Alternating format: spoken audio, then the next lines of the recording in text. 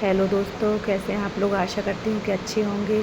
तो आज आप सभी लोग जानते हैं कि जगन्नाथ स्वामी जी की रथ यात्रा है। तो ये हमारे कटनी के जगन्नाथ स्वामी महाराज जी हैं जिनकी रथ यात्रा निकल रही है, जो अभी मैंने आपको फ़ोटोज़ दिखाई हैं। तो बोलिए जगन्नाथ स्वामी जी की जय। और भगवान जगन्नाथ मेरी और आप सभी लोगों की इच्छाओं को पूरा करें।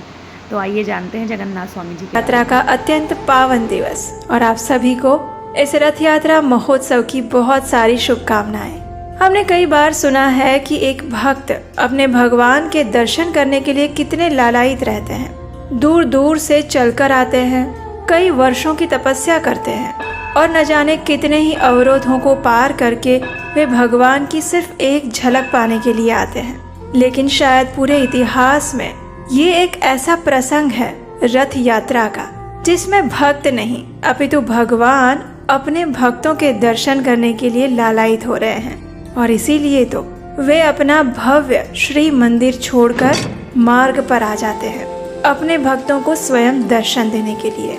लेकिन क्या रथ यात्रा सिर्फ इसीलिए होती है?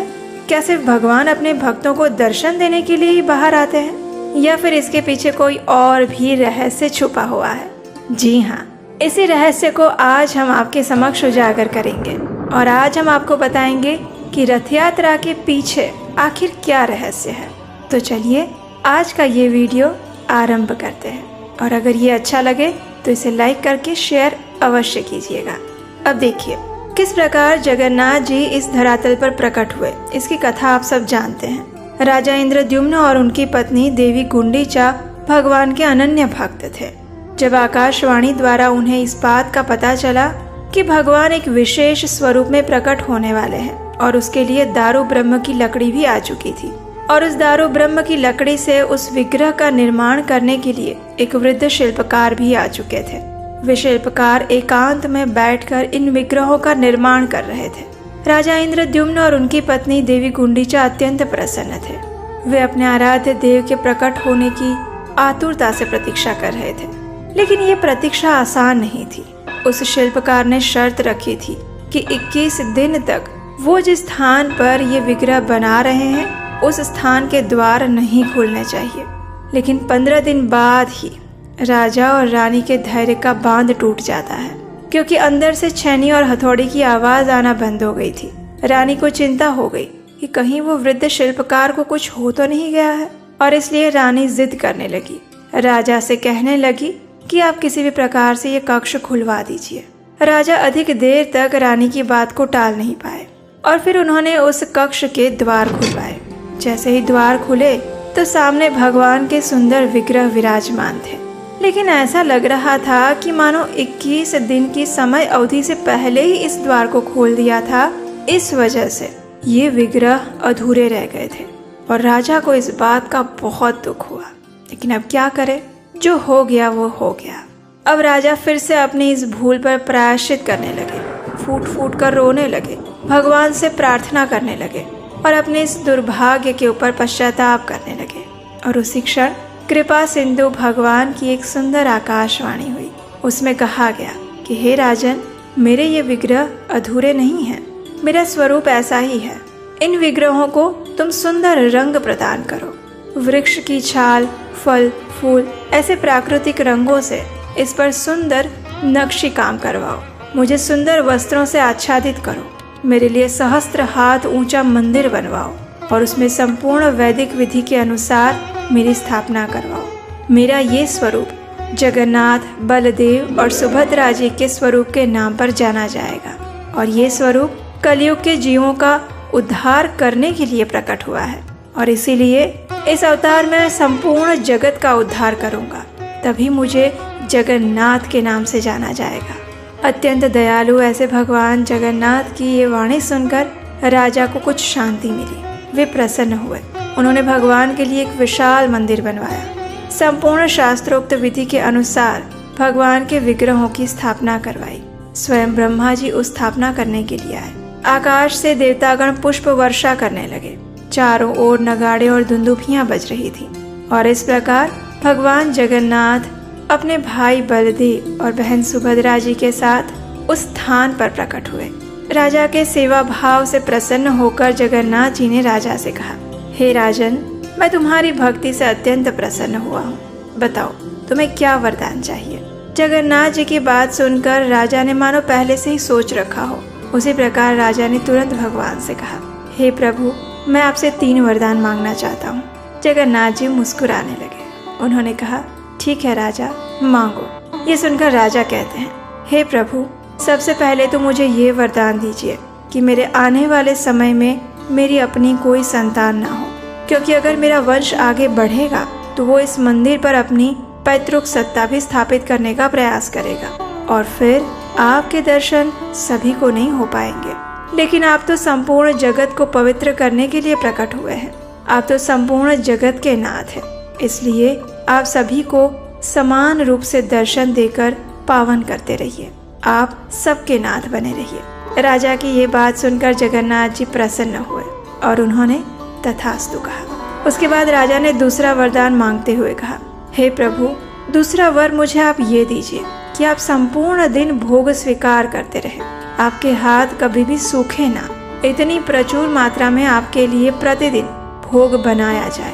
और तीसरा वरदान मैं ये मांगना चाहता हूँ कि आप मात्र 3 घंटे ही विश्राम कीजिए और बाकी संपूर्ण समय आप अपने भक्तों को दर्शन देते रहिए। राजा के ऐसे बुद्धिमान वरदान को सुनकर जगन्नाथ जी मुस्कुराने लगे। वे जानते थे कि राजा ने समस्त जगत के कल्याण हेतु ही ये 3 वरदान मांगे हैं और राजा की इस प्रार्थना को जगन्नाथ जी ने स्वीकार किया। लेकिन जगन्नाथ जी ने देखा कि रानी गुंडीचा के मन में कुछ बात चल रही थी, इसलिए जगन्नाथ जी ने महारानी गुंडीचा से पूछा, हे माता, आपके मन में कोई संशय है, कुछ कहना चाहती हैं? जगन्नाथ जी की ऐसी वात्सल्यपूर्ण बात सुनकर रानी गुंडीचा ने कहा, हे प्रभु, आप तो जानते ही हैं, हर स्त्री की इच्छा होती है कि उसकी कोई संतान हो, लेकिन क्योंकि अब मेरे पतिदेव ने ऐसा वरदान मांगा है, इसलिए अब मैं इस सौभाग्य से वंचित रह जाऊंगी।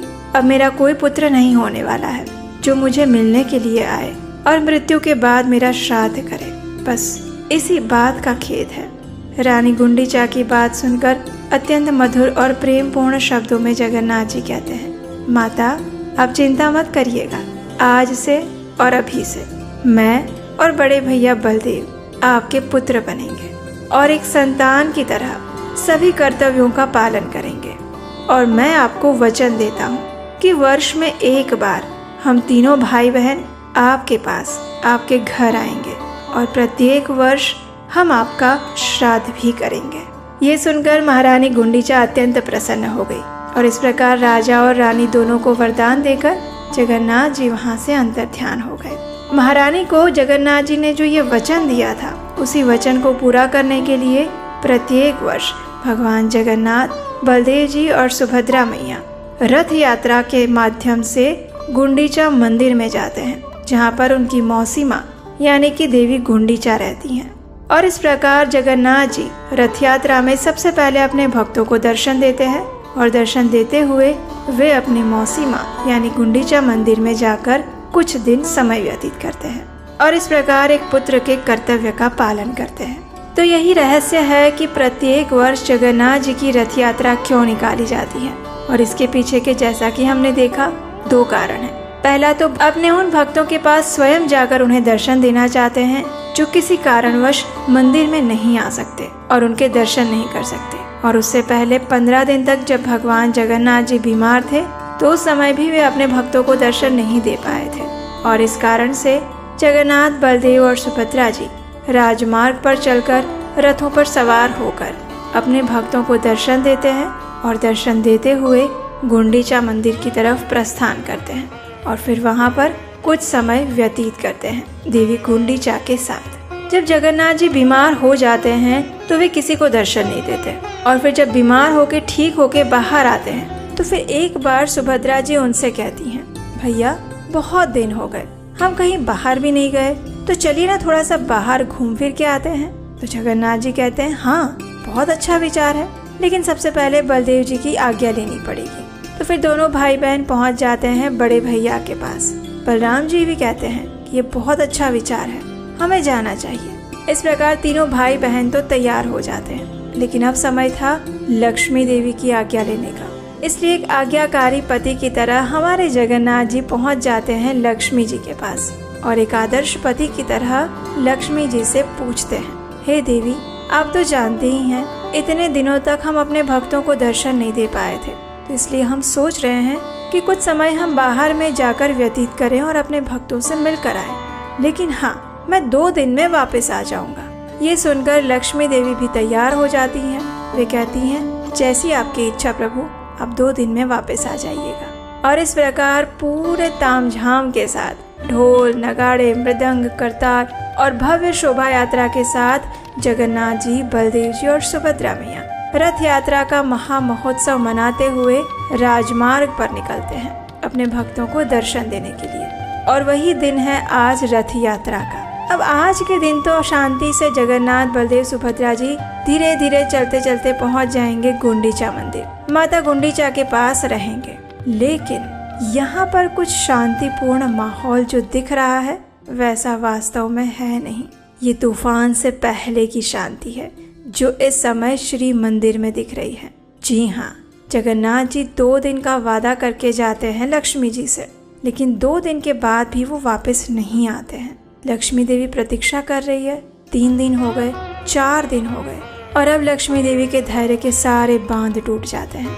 और फिर 5वें दिन लक्ष्मी देवी एक कठोर निर्णय लेती है। और वो क्या है वो हम सुनेंगे हमारी इसी रथ यात्रा श्रृंखला की अगली कड़ी में, यानी कि एक और उत्सव के विषय में। अगर आप उस कथा को सुनना चाहते हैं तो याद से आपके अपने चैनल उपदेशाष्टकम को सब्सक्राइब करके रखिए, नोटिफिकेशन ऑन रखिए। और अगर आज की कथा बहुत अच्छी लगी है तो उसे लाइक कीजिए, सबको शेयर कर दीजिए और नीचे हमें कमेंट बॉक्स में लिखकर बताइए, क्या आपने कभी जगन्नाथपुरी की रथ यात्रा में भाग लिया है? अगर हाँ, तो हमसे अपना अनुभव साझा कीजिए। हमें आपके अनुभव पढ़ने में अच्छा लगेगा। तो चलिए आज रथ यात्रा के महोत्सव पर भगवान जगन्नाथ, बलदेव और सुभद्रा जी की विशेष कृपा याचना करते हैं। और हाँ, अगर आपको हमारे द्वारा किया जा रहा इस वैदिक धर्म के प्रचार का ये कार्य अच्छा लग रहा है तो स्क्रीन पर दिए गए नंबर पर आप हमें इस कार्य को आगे बढ़ाने